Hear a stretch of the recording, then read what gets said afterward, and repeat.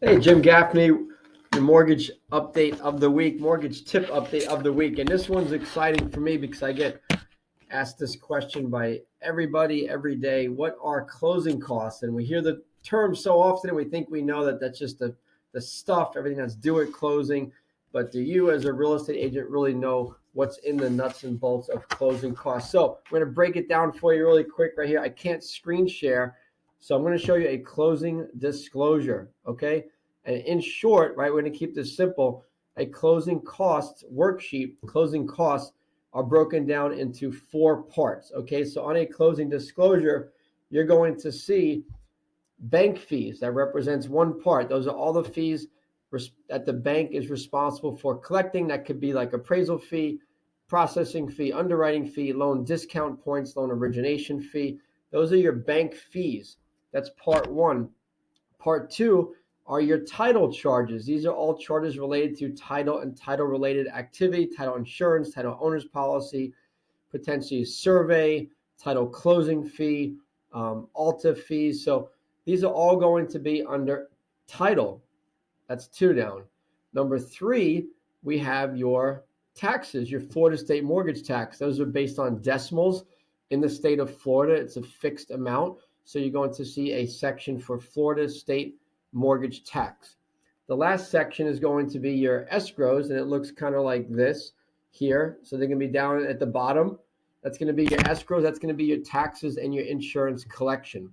Okay. So they're collecting a year's worth of homeowners insurance, and then they're collecting a certain amount of months worth of taxes to bring you current through the next tax bill renewal date, which in our world over here in Florida is December. Tax bills come out. So we're going to bring you current on your taxes to the end of the year. One thing to note on escrows, they do pay for the insurance for the year. They do pick up your taxes fee. And then in addition to that, we get this question often. I had a question today from a very good, very well-respected realtor that knows the industry. And the question was, why are they taking extra months worth of insurance? That's such a great question because they've already paid their premium for the year, right? We've already paid the full policy. We have the invoice. Why are we taking more money than the next year? Well, it's because your payment's not due today. If you're closing, your payment's not going to likely be due for 1 or 2 months. So they're collecting money in that escrow account to buffer those months that you get to skip. So you're skipping 2 months, month and a half worth of mortgage payments. They also want to have enough money for the renewal that if your annual insurance policy increases, if it increases next year, that there's enough money to pay out on that annual renewal, right? Any remaining months that are being collected are likely being credited back in what they call an aggregate adjustment.